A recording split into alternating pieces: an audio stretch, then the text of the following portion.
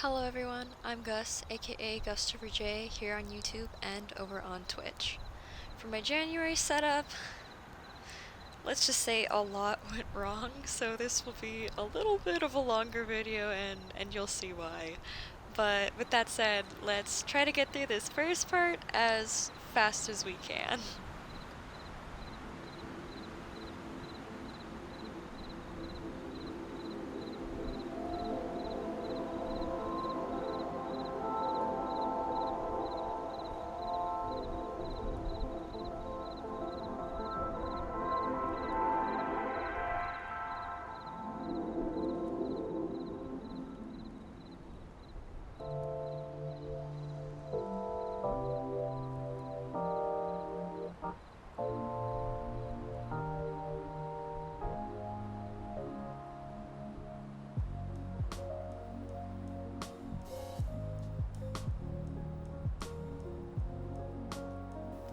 Some of you might recognize that in this video I am actually at my sister's house, so that was actually part of why it took so long to get this video out, was because for the first part of January, for the first 2 weeks of January, I was actually stuck at my sister's for quarantine.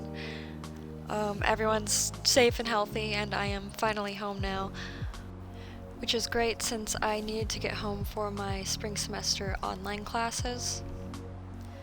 Of course, another reason it took me so long to get this video out is since I've gotten back, all I've been doing is homework, so I've been really bogged down with all of that.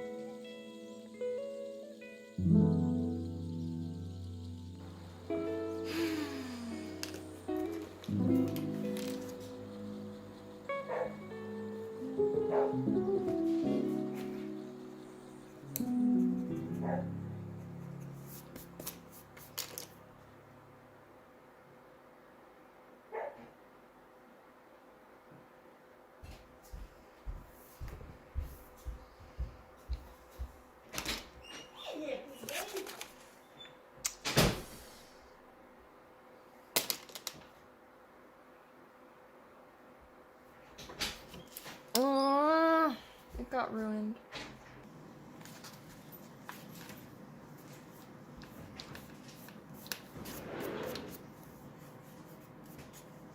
This paper sucks.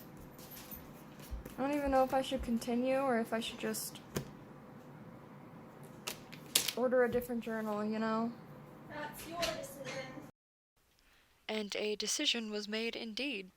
And this, my friends, is why you always start every bullet journal with a test page of some kind before you commit to your journal spreads.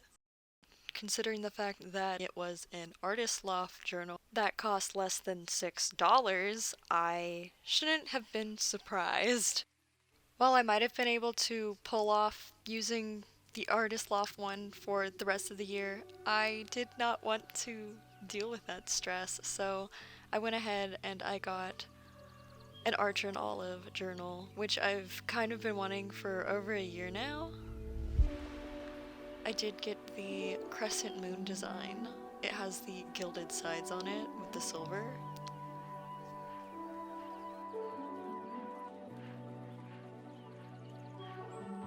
And the first thing I did was a test page to test just some straight up watercolor to make sure it doesn't melt through the paper. I believe I'm mixing actually watercolor and gouache in this piece just to make sure it can handle both mediums, since what I used was a type of acrylic, which was what totally melted the Artist Loft.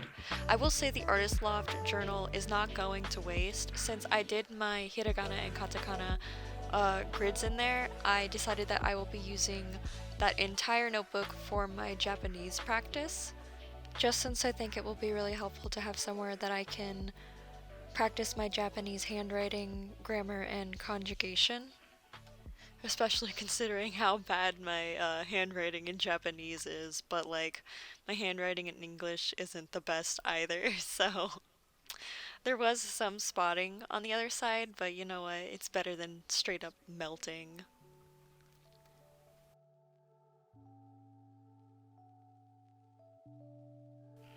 I went ahead to match the colors on the original piece, but I did end up using a different method since it was a different medium. So for the highlighter drawing, I used a lot of white space, and I didn't even think to do that with the new painting. This change completely threw off the colors and mood of the painting from what I had originally wanted for it aesthetically. There's also the fact that since I was jumping into the watercolor and gouache painting, after having already gotten upset from ruining the first drawing, I wasn't really in the right mindset to be painting. Like I had completely lost the vibe I was trying to go for with the nice pastels and everything, and I was just looking at the reference image and I was just following the reference image. Like I wasn't trying to put the mood or the feeling that I originally had in the initial drawing into this new painting. I just painted, basically. I just wanted to get it over with at this point, so it ended up being more true to the reference image, but not true to the vibe I wanted, if that makes any sense. Like, it wasn't the aesthetic I was looking for. It wasn't quite as pastel and, like, soft as I wanted. But I will say, I do really love how the water turned out in the new painting versus the highlighter scribbles I did before.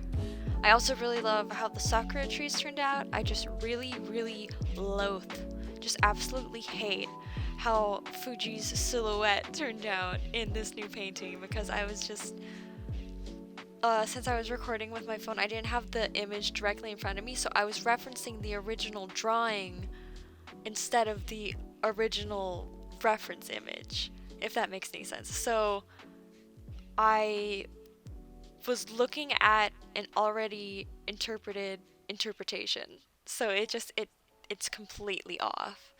And that is the one thing I'm super upset about with this new painting, is just Fuji is all wrong.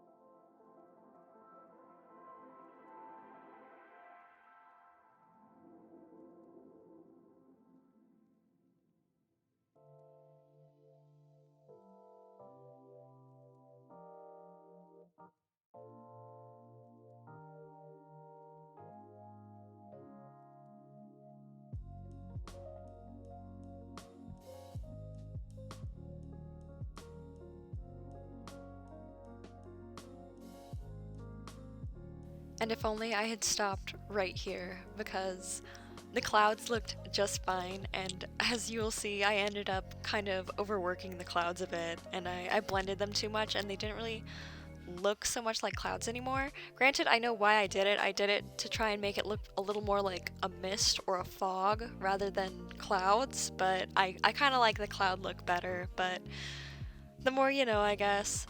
And this is also where I didn't add the snow properly and made the silhouette of Fuji kind of lopsided. And I do something else to mess it up later on, but I do try to go back and correct it.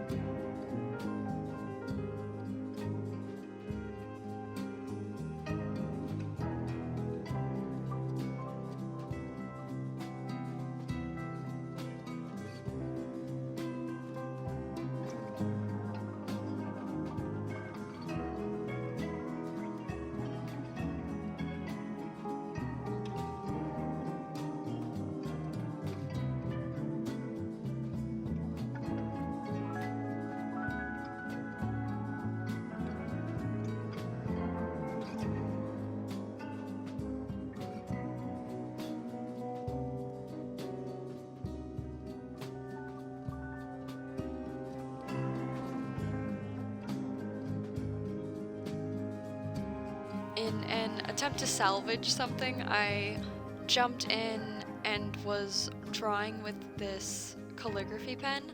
And I don't mind the dock that I put in and some of the line art in terms of the boat and everything, but I should not have put it on Fuji. It completely threw off the faded look that I was wanting, since I was trying to match it to the original drawing.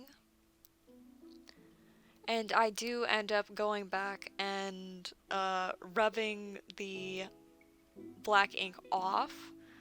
I had like, I had left, and then I was like, heck, I'm gonna do it anyway. So I came back, and here was me in an entirely different setting, uh, just trying to fix my mistakes, trying to make it look a little bit better.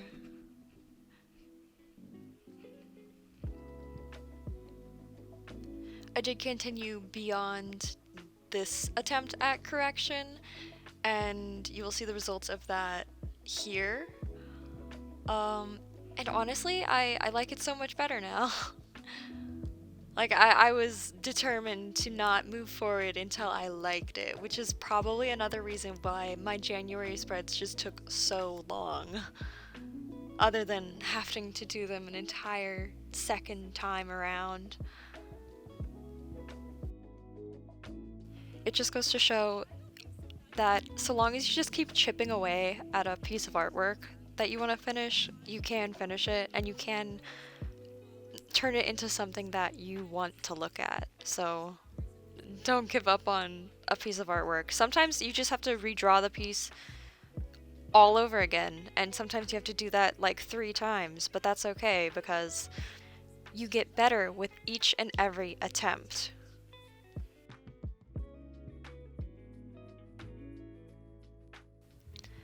I also like how I set up my January schedule much better than my last one. This one just looks a lot cleaner, and I have a lot more space to do notes and everything. I'm not sure if I'll continue doing this type of scheduler in the future, just since halfway through January I haven't really used it all that much, but again, halfway through January I didn't have all of my January spread finished, so I was just not inclined to pick up my bullet journal knowing that I can't schedule things out for next week anyway, so what's the point?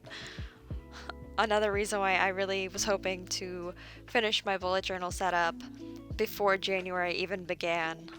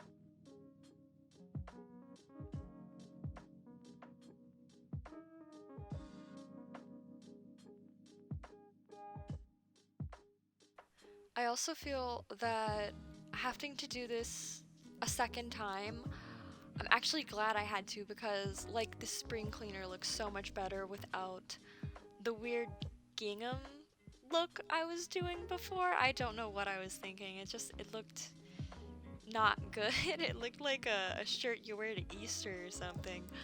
I also am glad I got to redo it because so much of what I was outlining was with black ink and it kept smudging and it just made everything look really muddy and gross, and I was like, I do not like these spreads even when I was doing it, but I was like, oh well, I'll get over it. But oh, I got a second chance, so at least there's a bright side in that.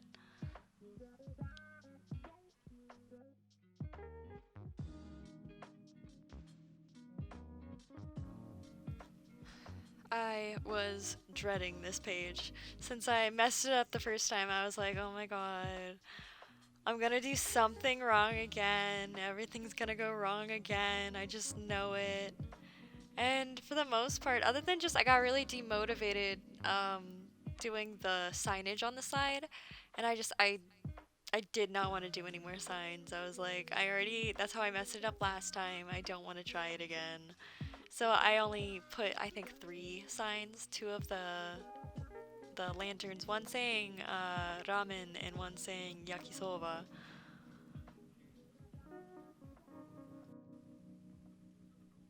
I will say I do really like how the little lanterns turned out for the weeklies, so the 11 and the 12 and the 13.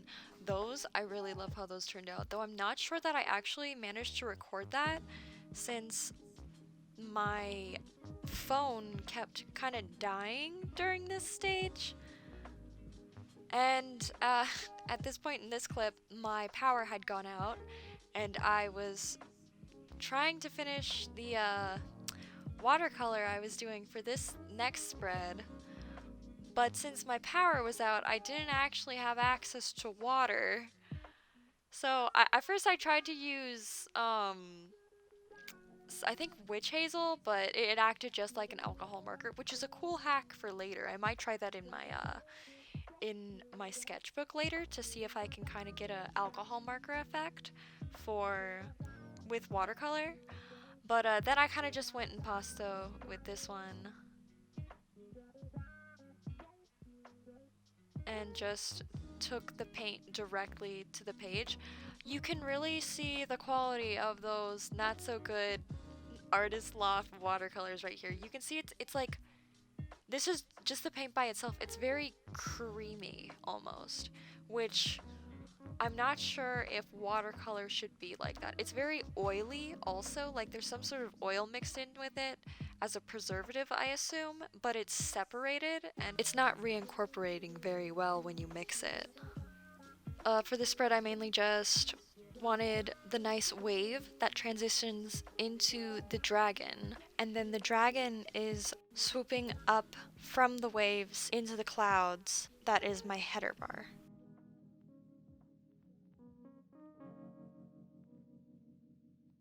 I really love the look of the white across this page. It's very textured and just very nice. It is a little bit of an off-white, but that's just the paint that I have. The idea is that the sea foam from the waves transitions into the mane of the dragon.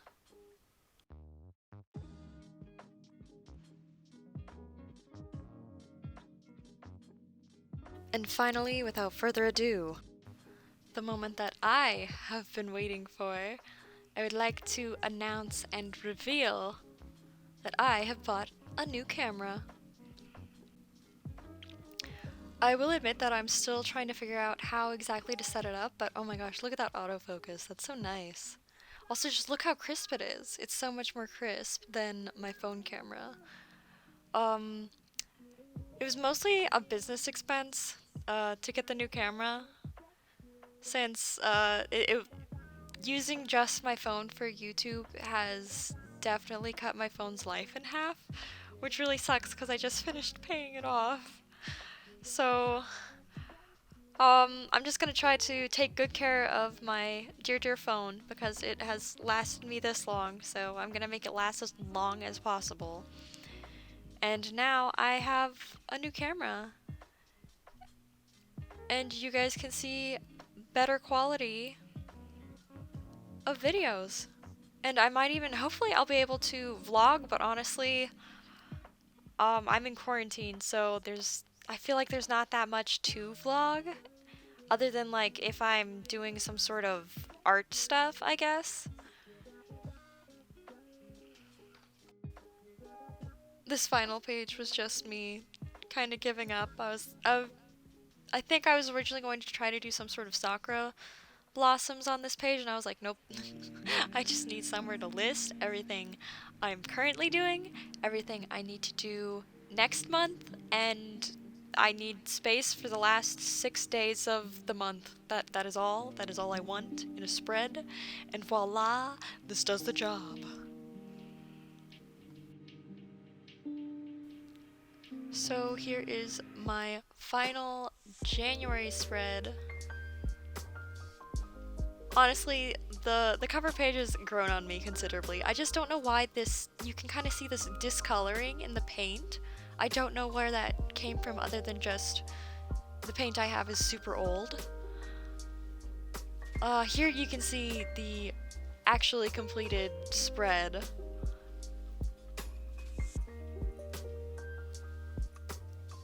And looking back, I do like the yellow tones that are in the sea foam.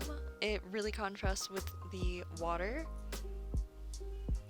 And I love me a good Eastern dragon. They're so cute.